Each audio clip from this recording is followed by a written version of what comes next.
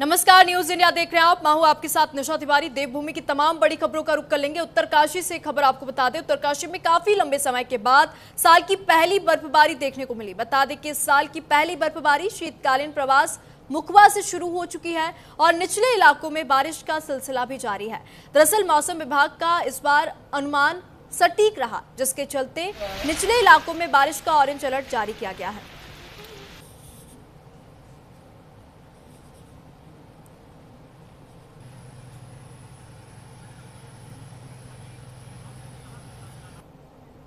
तो वहीं रुद्रप्रयाग में साल की पहली बारिश और बर्फबारी से तुंगनाथ धाम में बर्फ की सफेद चादर देखने को मिली। बता दें कि धाम सहित आसपास के ऊंचाई वाले क्षेत्रों में बर्फबारी का दौर जारी है और तापमान में गिरावट से जनजीवन यहां पे प्रभावित भी हुआ है। तो पहली बर्फबारी देख सकते हैं, जहां पे पूरा जो परिसर है, ये जो पूरा धाम है, ये बर्फ की चादर में लिपटा हुआ नजर आया। निचले क्षेत्रों की बात करें तो यहाँ पे कड़ाके की ठंड है। तो वहीं इस साल की पहली बर्फबारी देखने को मिली। तापमान में गिरावट से जनजीवन यहाँ पे प्रभावित हुआ है, क्योंकि बर्फबारी से ही यहाँ पे ठंड और ज्यादा बढ़ चुकी है। तो साल की पहली बारिश और बर्फबारी और ये अद्भुत नजारा, ये तस्वीरें आप देख सकते हैं।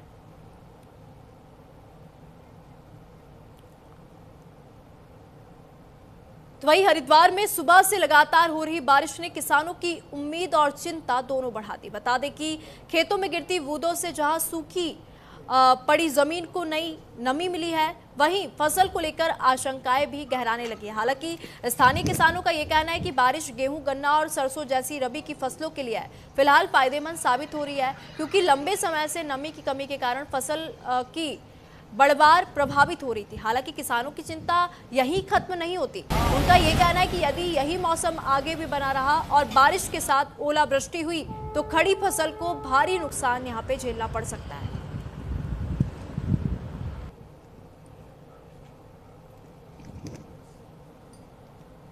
तो बारिश को देखते तो फायदा भी है और नुकसान सबसे ज्यादा है। जो जैसे गेहूं है, सरसों भी तैयार से हो गई, बहुत हरा चारा रोड़े आड़े पड़ गए तो उनका बहुत फर्क पड़ेगा। उसकी जो पहला एक गन्ने की फसल का गन्ने की फसल ने इतने मार दिए, सड़क पर आएंगे। पहले ही ये किसान जो नुकसान में चल रहा, 3 साल से जो बहुत नुकसान से गन्ने की फसल सारी मर जा। आगे बारिश इतनी हो रही, इससे जो ओले का खतरा है, ओला अगर पड़ गया तो सारी सरसों, गेहूं, गन्ना जो मुंडे वो फर्क पड़ता है। पहले भी एक बार ओला पड़ गया था, उससे जो हो बोरू में जो हो सारा गोला खराब हो गया था, गन्ना भी खराब हो गया था। तो इससे जो हो बहुत नुकसान होगा। तो वहीं नैनीताल में हर साल बसंत पंचमी का पर्व भारतीय संस्कृति में विशेष स्थान रखता है। बता दें कि शास्त्रों में इसे साल की सबसे शुभ तिथियों में गिना गया है। मान्यता है कि इस दिन ज्ञान की देवी मां सरस्वती की विधिवत पूजा अर्चना करने से जीवन के कष्ट दूर होते हैं। परंपरा के अनुसार इस दिन छोटे बच्चों को पहली बार अक्षर ज्ञान कराया जाता है। पहाड़ों में ये पर्व केवल धार्मिक नहीं बल्कि प्रकृति और ऋतु परिवर्तन से जुड़ा उत्सव भी माना जाता है। तो वहीं महासचिव जगदीश बाबड़ी ने बताया कि बसंत पंचमी को नए कार्यों का शुभारंभ करना अत्यंत शुभ माना जाता है।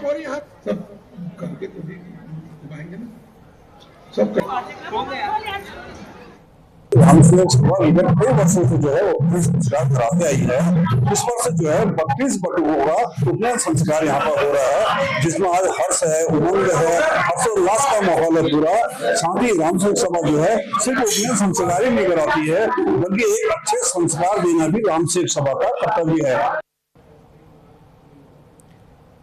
हरिद्वार में बसंत पंचमी पर परशुराम चौक पर उत्साह दिखा। बता दें कि परशुराम अखाड़ा के अध्यक्ष पंडित अधीर कौशिक ने बसंत पंचमी के सभी क्षेत्रवासियों को शुभकामनाएं दी और इस मौके पर परशुराम चौक से गुजरने वाले राहगीरों और स्थानीय लोगों को भी मिठाई बांटी। तो वहीं पंडित अधीर कौशिक ने यह कहा कि बसंत पंचमी ज्ञान, संस्कार और नई ऊर्जा का प्रतीक है। ऐसे पर्व समाज में आपसी भाईचारे और सकारात्मक संदेश को मजबूत करते हैं।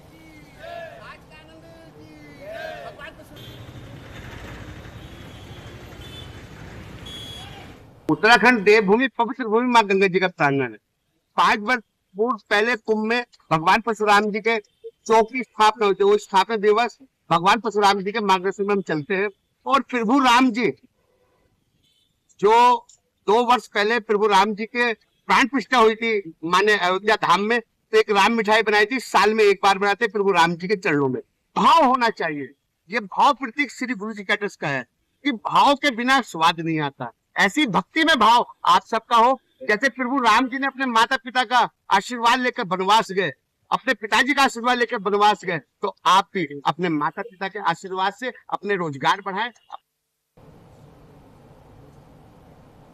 तो ये कालाढूंगी में प्राचीन शिव मंदिर में बसंत पंचमी के इस खास मौके पर सनातन संस्कृति की अनुपम झलक देखने को मिली। बता दें कि पिछले 27 सालों से लगातार कालाढूंगी के सामाजिक कार्यकर्ता महेश तिवारी द्वारा निर्धन और जरूरतमंद परिवारों के लिए निःशुल्क सामूहिक जनेऊ संस्कार का आयोजन किया जा रहा है, जिसमें 29 बटुकों का विधि विधान से जनेऊ संस्कार संपन्न कराया गया। तो वही सामाजिक कार्यकर्ता महेश तिवारी ने यह कहा कि अब तक उनके द्वारा हजारों से ज्यादा बटुकों का सामूहिक जनेऊ संस्कार कराया जा चुका है। इस आयोजन का मुख्य उद्देश्य सनातन संस्कृति और परंपराओं को जीवित रखना, साथ ही आने वाली पीढ़ी को सनातन धर्म की महानता से परिचित कराना है, ताकि वे इन मूल्यों को समझें और अपने जीवन में अपनाएं।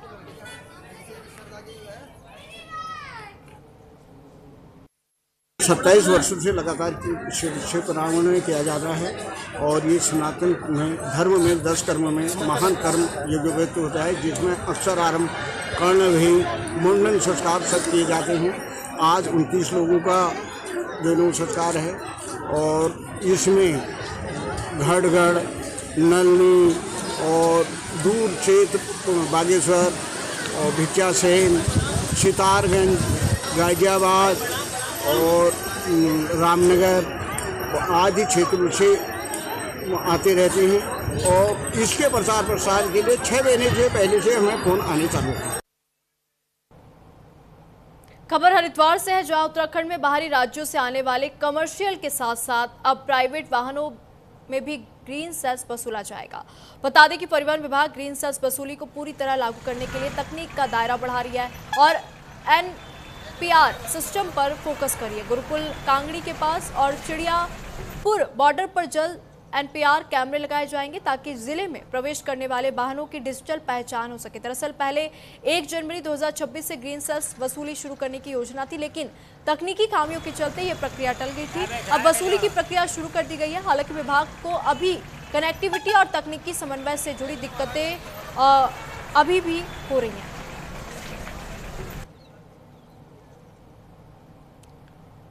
तो वही चंपावत में मुख्यमंत्री संस्कृति संवर्धन पहल कार्यक्रम के तहत शुक्रवार को जिलाधिकारी चंपावत मनीष कुमार लोहा घाट के प्रसिद्ध रिकेश्वर महादेव मंदिर पहुंचे, जहां उन्होंने सीएम धामी के द्वारा मंदिर के पुजारी और महंतों के लिए भेंट की गई पूजन भजन सामग्री को सम्मान सहित मंदिर के पुजारी लक्ष्मण पुजारी और महंत रवेश गिरी को भेंट की। तो वही डीएम ने कहा कि अपनी संस्कृति संवर्धन, कलाओं और परंपराओं को पहचान दिलाने के लिए सीएम धामी के द्वारा एक बेहतर पहल की गई है। इस दौरान जिलाधिकारी ने रिकेश्वर महादेव के दर्शन कर उनका आशीर्वाद भी लिया।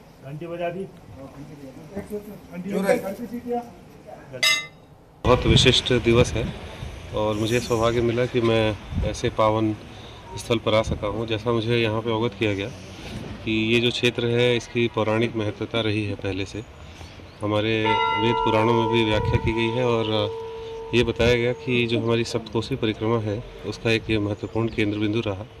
साथ ही जो मानस खंड की यात्रा होती है उसमें ऐसी मान्यता है कि जो श्रद्धालु है वो यहीं पे पहले दर्शन और स्नान करके आगे बढ़ते हैं और तभी जो पुण्य है वो पूर्ण रूप में श्रद्धालुओं को प्राप्त होता है। आज सबसे सर्वप्रथम बसंत पूर्णिमा में सबका हार्दिक स्वागत करता हूं एवं हमें जो आज मुख्यमंत्री जी ने सामग्री भेजी है और डीएम साहब ने जो सामग्री दी है पूजा पाठ के लिए, उनका बहुत बहुत आभार है, आभार व्यक्त करते हैं। सदा उनको ऐसे ही भगवान की कृपा बने रहे। सबसे पहले माननीय मुख्यमंत्री जी को हम धन्यवाद देना चाहेंगे। मंदिर में ये सब आगे करते रहें, सब जहाँ भी मंदिर हैं सब व्यवस्था करते रहें, यही उनसे मनोकामना है हमसे। साहब को हमने कुछ 1-2 समस्याएं बताई है, रेलिंग, बैरिकेटिंग और गेट ये सब बनवाने के लिए। वो उम्मीद है कि वो जल्दी से जल्दी इसको कार्य को करेंगे।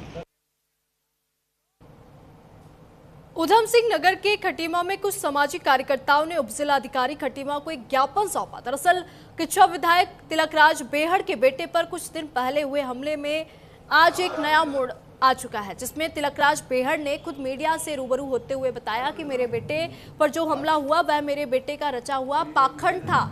मेरे बेटे ने ही स्वयं अपने दोस्त से मिलकर अपने ऊपर हमला करवाया, जिसको लेकर मैं समाज से माफी मांगता हूं। तो वही अब खटीमा के सामाजिक लोगों ने भी एक ज्ञापन उप जिलाधिकारी को दिया, जिसमें गलत राजनीति कर सरकार व उधम सिंह नगर को पुलिस को बदनाम करने का प्रयास करने वालों पर कार्रवाई की मांग की है। तो वही वरिष्ठ समाजसेवी राजगौरव सोनकर ने कहा कि विधायक तिलकराज बेहड़ की तरह भ्रांति फैलाने वालों को भी माफी मांगनी चाहिए।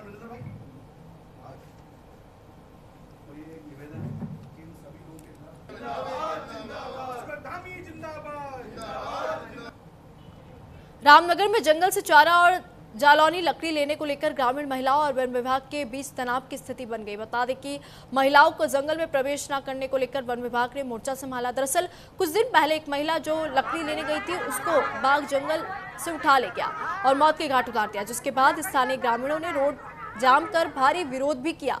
बता दें कि वन विभाग के स्टाफ ने मौके पर पहुंचकर महिलाओं से जंगल न जाने की अपील की और मानव वन्यजीव संघर्ष की बढ़ती घटनाओं का हवाला देते हुए महिलाओं को समझाया गया कि जंगल में जाना जानलेवा साबित हो सकता है। हालांकि पुलिस के सहयोग से वन विभाग की टीम ने महिलाओं को समझाया और काफी मशक्कत के बाद सभी महिलाओं को सुरक्षित वापस गांव भेज दिया।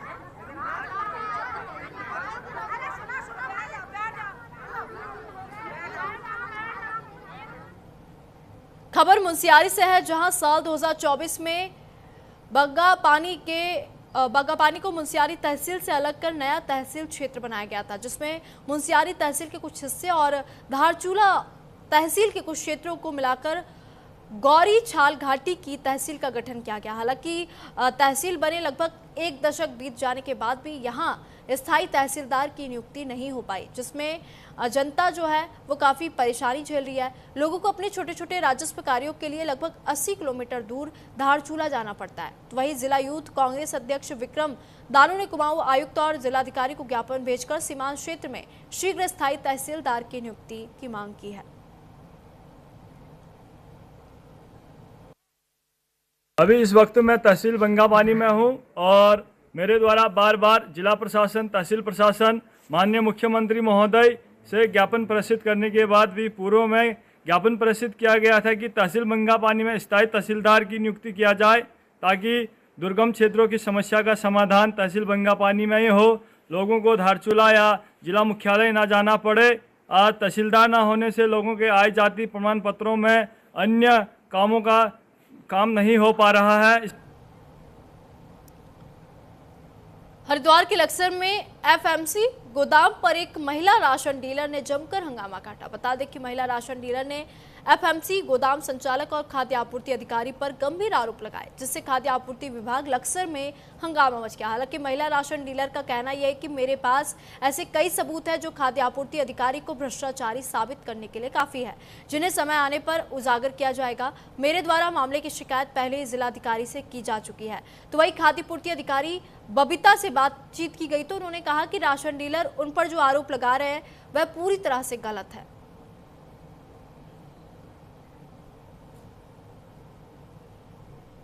मैंने शिकायत पहले मैडम को गई, मैं बबीता मैडम को ऑफिस में जाने के बाद मैंने बबीता मैडम को बोला, मैं कहा मैडम ऐसे सब आता राशन क्यों नहीं उठवा रहे आप?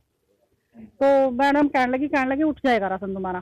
तो उसके बाद मैं अगले दिन फिर गई, अगले दिन फिर जाने के बाद वो ऑफिस छोड़ के चली गई। उसने बोला मुझे काम हो इसमें गाँव में जाने का। कितनी दुकानें आपके पास? 4 दुकानें भैया मेरे पास। 4 दुकानों को मैं बहुत अच्छी तरीके से निभा रही और चला रही। और ये मुझे गांव के आप सभी को जो गांव हो वो भी बता दूं मैं आपको, आप उन गांव में जाकर पता करिए, उनके प्रधान से पता करना कि हाँ मैं कैसा राशन बांट रही। मेरे गांव का प्रधान ही बताता है इस चीज से। ग्राम मिर्जापुर सादात के द्वारा जो वहाँ पे गोदाम पे ये किया गया है कि राशन उपलब्ध कराया जा रहा, गोदाम पे चावल उपलब्ध नहीं है, इस कारण अभी राशन उपलब्ध अभी लगभग 40 डीलर यहाँ के रह भी चुके हैं चावल न होने के कारण। और सुषमा को भी 2 दुकानों का गोदाम से उठान कराने के लिए मेरे द्वारा कहा भी गया था कि 2 दुकानों का राशन इसको उठा दिया जाए। देहरादून में प्रदेश कांग्रेस अध्यक्ष गणेश गोदियाल ने प्रेस कॉन्फ्रेंस की और सुखवंत सिंह आत्महत्या मामले को लेकर सवाल उठाते हुए कहा कि छोटे अधिकारियों पर कार्रवाई की जा रही है, लेकिन बड़े अधिकारियों को बचाया जा रहा है। साथ ही उन्होंने डीजीपी के उस आश्वासन को याद दिलाया, जिसमें एक सप्ताह में प्राथमिक जांच के बाद बड़े अधिकारी पर कार्रवाई की बात कही गई। साथ ही ये कहा गया, भाजपा विधायक को जमीन कब्जे के मामले में दिए गए नोटिस को गंभीर बताते हुए कहा कि भाजपा के बड़े नेता इस तरह के मामलों में क्या भूमिका निभा रहे हैं, ये प्रदेश की जनता जानना चाहती है।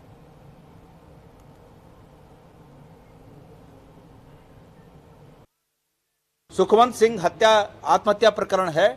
उस आत्महत्या प्रकरण में पुलिस के महानिदेशक महोदय से जब कांग्रेस का प्रतिनिधिमंडल मिला था तो उसमें हमने ये बात कही थी कि आप एक अपराध के लिए छोटे अधिकारियों को और कार्मिकों को दोषी मानकर उनको हटा रहे हैं, लाइन हाजिर कर रहे हैं, ट्रांसफर कर रहे हैं, तो बड़े अधिकारियों को क्यों बचा रहे हैं। उस पर उनका ये आश्वासन था कि हम 1 हफ्ते में प्राइमरी जांच पूरी करने के बाद बड़े अधिकारी पर भी एक्शन लेंगे।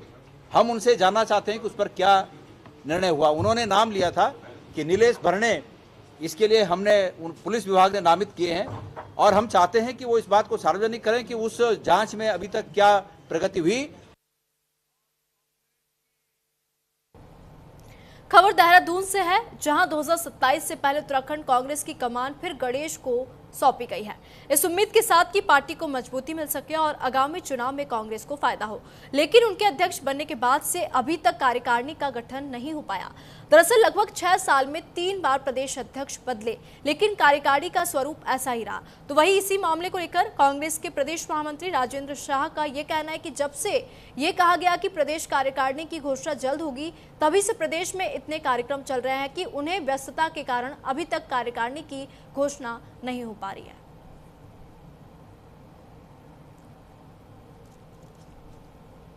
जब से ये घोषणा हुई है कि प्रदेश कार्यकारिणी की घोषणा जल्दी होगी, उसके बाद लगातार प्रदेश में इतने कार्यक्रम चल रहे हैं कि उन कार्यक्रमों की व्यस्तता के चलते कार्यकारिणी नहीं हो पाई है। आप देख रहे हैं कि अभी 10 दिन का शिविर जो है जिला अध्यक्षों का और महानगर अध्यक्षों का हरियाणा के कुरुक्षेत्र में चल रहा है, जो आज भी जारी है।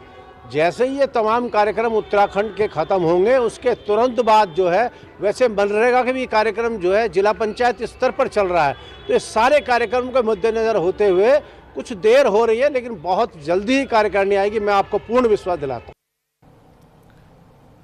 खबर हरिद्वार से है, जहां प्रयागराज में संत शंकराचार्य के साथ हुई बदसलूकी को लेकर परशुराम अखाड़े के पंडित अधीर कौशिक ने उत्तर प्रदेश प्रशासन पर निशाना साधा और शंकराचार्य के प्रति प्रशासन के बदसलूकी भरे रवैये को कड़ी आलोचना की। बता दें कि मकर संक्रांति के पवित्र स्नान के दौरान प्रयागराज में शंकराचार्य के शिष्यों के साथ प्रशासनिक व्यवहार पर विवाद छिड़ गया है। तो वहीं पंडित अधीर कौशिक ने यह कहा कि शंकराचार्य के प्रति प्रशासन के बदसलूकी बर्दाश्त नहीं की जाएगी। साथ ही ये कहा कि अगर जल्दी प्रशासन की ओर से कोई प्रतिक्रिया नहीं आती तो आने वाला चुनाव उत्तर प्रदेश सरकार के लिए भारी पड़ सकता है। हमारे तीर्थनाथ प्रयागराज का नहीं, प्रयागराज अभी कुंभ हुआ था और वास्तव में जो आदिगुरु शंकराचार्य जी के साथ हुआ वो नहीं होना चाहेगा। भाई आप शंकराचार्य मानने नहीं मानने वो आपका मत है, लेकिन शंकराचार्य जी संत तय करते हैं। शंकराचार्य एक साधु के भेष में थे, सन्यासी के भेष में थे, फिर उनके साथ ऐसा अपराध क्यों किया वहां के प्रशासन ने, नेताओं ने क्यों ऐसा अपराध किया। जो हमारे ब्रह्मचारी थे उनकी जो चोटी पकड़कर खींचा है उन प्रशासन अधिकारियों ने, भगवान तो उन्हें माफ नहीं करेगा, लेकिन तत्काल ये सरकार है वो अधिकारियों पर लगाम लगाए, उन्हें सस्पेंड करे। जो भी अधिकारी है अगर ये विलंब करते हैं तो 2027 का चुनाव इनके ऊपर भारी पड़ेगा। रुड़की में एसएसपी हरिद्वार के निर्देश पर नशा तस्करों के खिलाफ लगातार कार्रवाई की जा रही है। बता दें कि मंगलौर पुलिस से 235 नशीली गोलियां के साथ एक तस्कर को दबोचा और आरोपी के खिलाफ एनडीपीएस एक्ट के तहत मुकदमा भी दर्ज किया गया है। हालांकि नशा माफियाओं पर आगे भी सख्त कार्रवाई जारी रहेगी।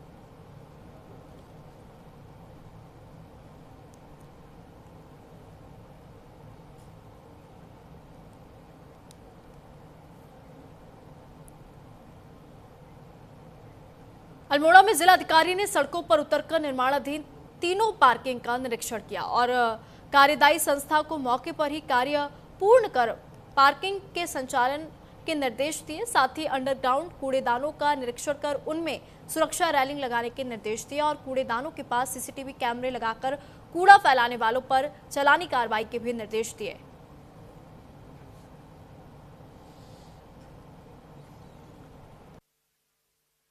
कूड़ेदान का तो निरीक्षण जो करा गया तो उसमें म्यूनसिपल कमिश्नर साहब से बात हुई है और हमारे मेयर साहब भी साथ ही में, तो उन्होंने भी निरीक्षण करा। तो हम तीनों का ये मंतव्य है कि कूड़ादान लगा दिया गया है तो लोगों की भी जिम्मेदारी है कि कूड़ेदान में ही कूड़ा फेंकें। तो सब कूड़ेदानों के आसपास हम फेज मैनर में CCTV कैमरा लगाया जाएगा, एक कंट्रोल रूम सेटअप किया जाएगा और जो कूड़ा बाहर फेंकेंगे उन पे चालान किया जाएगा। इसके अलावा जैसे जानवर उधर आ जाते हैं और कूड़े दान से मतलब कूड़ा निकाल लेते हैं, उसके लिए केज टाइप सा बनाया जाएगा जिसमें लॉक सिस्टम सा रहेगा। तो जब हमें कूड़ा निकालना होगा तो लॉक खोल देंगे, अदरवाइज वो बंद रहेगा। इतना स्पेस रखेंगे कि आप कूड़ा फेंक सको और जानवर अंदर ना जा पाए। तीसरा, हमने पार्किंग का जो सर्वे करा है, पार्किंग में देखा गया 2 पार्किंग ऑलमोस्ट हमारी कंप्लीट हो गई हैं। तो CNDA से बात कर ली है हम लोगों ने एंड इसको हम जल्दी से चालू करने की कोशिश करेंगे। Hopefully by end of Feb ये पार्किंग हमारी सारी स्टार्ट हो जाएंगी।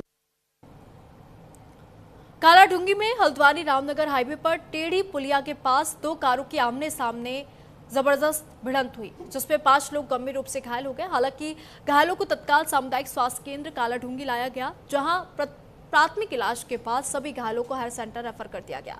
तो वहीं सामुदायिक स्वास्थ्य केंद्र के आपातकालीन चिकित्सक कुलदीप सिंह ने कहा कि जानकारी देते हुए ये कहा कि सभी घायलों को प्राथमिक इलाज दिया गया है, जिसके बाद उनकी गंभीर हालत को देखते हुए अस्पताल उन्हें भेजा गया है।